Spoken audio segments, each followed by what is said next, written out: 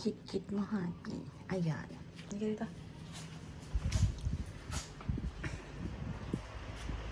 So, it's already 3:04 in the afternoon. Eh, sabi ko naman sa inyo, 3 p.m. magbubuka itong mga astro na ito.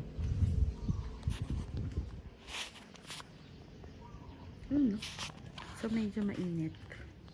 Pero, tingnan lang natin kung makakapag-pollinate ako. Tingnan natin kung kompleto. Ayan. So, I don't think that one. Ayun. Pwede tayo kay Goryo. Okay, variegated pwede. Dito, ito pala yung isa din sa mga nag-abnormal. So, later, mainit masyado. Baka masunog yung binti ko. So, it's already 4:35 and yeah, nag-bloom na itong ating mga Astrophytum.